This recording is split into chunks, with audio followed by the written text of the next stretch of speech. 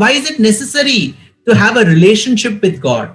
Because from a full-time devotee, we need to progress as being a particular relationship holder with God. Why? There's a very nice example. When a maid servant typically is working in a house, what does she do? She does everything. And at the end of the day, she informs the lady of the house about the quantum of work that she has done, and she leaves promptly on the dot. In Mumbai, in India, in South India, in several parts of the country, there are jokes about maid servants of how they promptly leave at the dot. Whether they come late or early, they will leave exactly at the time they're supposed to leave, and all the time their attention is on the clock. What's the time? What's the time? I have to leave. I have to leave. This is also true of most of us who are employees, who are working in a firm or a company or have our own this thing. We are all the time conscious of the time because we want to quickly leave. Not that much for entrepreneurs, but definitely for employees or managers and companies, because we are all the time driven by the fact that we need to deliver within a time, and then we will get a salary for the work we have done for that much period of time. In contrast, the lady of the house, the homemaker, she never lists the quantum of work she does for her husband, for her in-laws, for her children, for the guests. Nor does the head of the family recount his contribution to the household. The head of the family doesn't put a list before the kids. I did this for you. I changed your diapers. I paid for your food. I paid for your travel. I paid for your shopping. That is his duty. I spent so much time with you over the weekend. That is his duty. The work she does is her duty.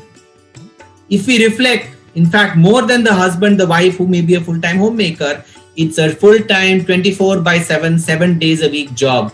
No holidays, no weekends, no break. But she does all that for her satisfaction because she considers taking care of her family as her duty. It gives her joy. It gives her happiness. She's in it for that joy and happiness. And Swami extrapolated, in our relationship with God, we should be like the homemaker. We should not be like the maid servant. Why? We should do everything for self-fulfillment and not as someone seeking a return in favor of the work done to God. If your loyalty is to the family, you are a servant of the family. If it is to God, you are servant of God. But do not pay heed to the wages he gives you. Do not bargain with him. Do not argue with him as to what you think you deserve and what he is giving or not giving. Only hired laborers clamor for wages and declare that they deserve this much and they do not deserve this much. Graduate yourself to be a kinsman, a member of the family of God, a scion of God, one who has a relationship with God. Then it behoves him, God, to maintain your comfort, to take care of you under all situations and circumstances. So from a part-time employee, you become a full-time employee. That's the first transition. But then from a full-time employee, you need to become a member of the family of God, because that is when your relationship with him will not be bound by any externalities. It will be sahajam. It will be very natural.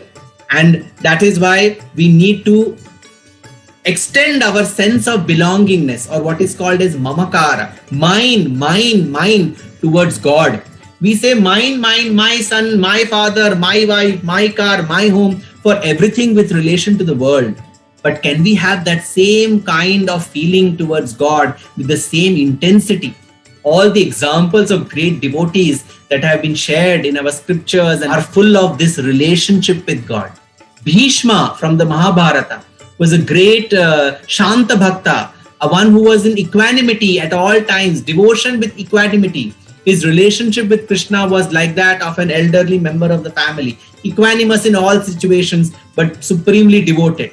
Yashoda, the mother of Krishna, her devotion was called Vatsalya Bhakti, affection. She looked at Krishna as her very own child, and that is the relationship which she wanted to be in all the time. Arjuna, Sakhya Bhakti, companionship, relationship of companionship. Yashoda, relationship of affection. Hanuman, Dasya Bhakti, relationship of servitude. I am your servant, you are my master. Gopikas, Anuraga Bhakti, it is a passionate form of devotion. And Radha, Madhura Bhakti, sweetness, Madhuryam. There is this Ashtakam or 8 verses written by Srimad Vallabhacharya, the Acharya who propounded the Shuddhadvaita form of Advaita of Vedanta. He has written Madhura Ashtakam, where he says that Krishna is sweetness in all its forms, and that is sung several times in Prashant Klim during Krishnashtami.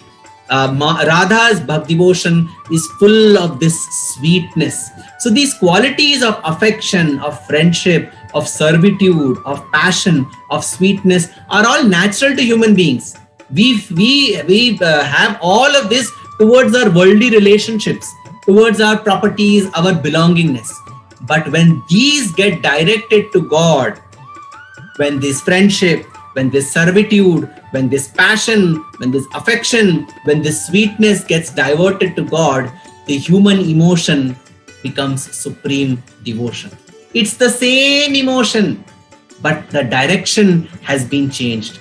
In the Narada Bhakti Sutras, again, they are the supreme aphorisms on devotion. They are available online. I'd encourage you to read. So in the 65th verse, the sage Narada says that having dedicated all our activities to God, one should then turn our desire, our anger, our pride, all the 6 vices that we have, Kama, Krodha, Moha, Lobha, Mada, Matsarya, all these 6 vices should be turned towards God. Because when these extremely negative emotions turn towards God, you have desire only for God, you have anger or a sense of displeasure with God, as we've seen devotees expressing it only towards God. You have a sense of pride because you belong to God. You have a sense of jealousy because you are not getting from God for which another gopika or another monkey or another gopala is getting. All of this is diverted towards God. That human emotion or frailty becomes supreme devotion.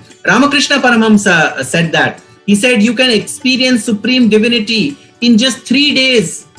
3 days, provided you can direct towards God a combination of these 3 emotions. 1, the love of a mother for her newborn child.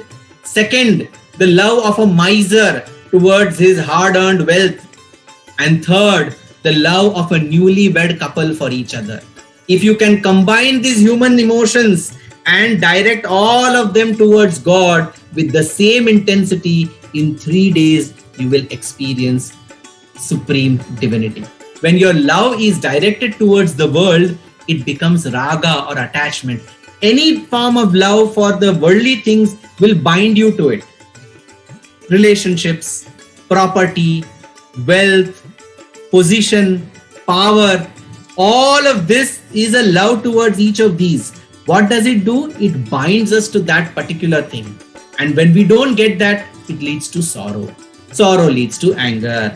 Anger leads to jealousy. And you go down the steps all the way towards your patanam or your annihilation. So that is why the beginning is attachment. When you change the direction of that love towards God, it becomes bhakti, adoration, devotion. The heart is like a lock and the mind is the key. If you turn the key to the right, you open the heart to God. If you turn the key to the left, you turn it towards the attachment to the worldly things and it gets closed, you get bound. It is the same lock and it is the same key. The direction in which you channelize your emotions will either bind you or liberate you. That's why the scriptures say, Mana evam manushyanam karanam bandhamokshayo. It is the mind of the human being that is responsible for both bondage and liberation. Because it is the same key. You channelize, you turn it in one direction, you'll be liberated. When your heart is turned Godwards and everything is done in a God-centric way, you're liberated. But when your heart is turned worldly way and you are tied to the world and all its limitations, then you are bound. That is the bondage, which is what we all are complaining about. So what was the solution? It is the same love. You should channelize the direction, the love in the direction of God, and that will determine your ultimate destination.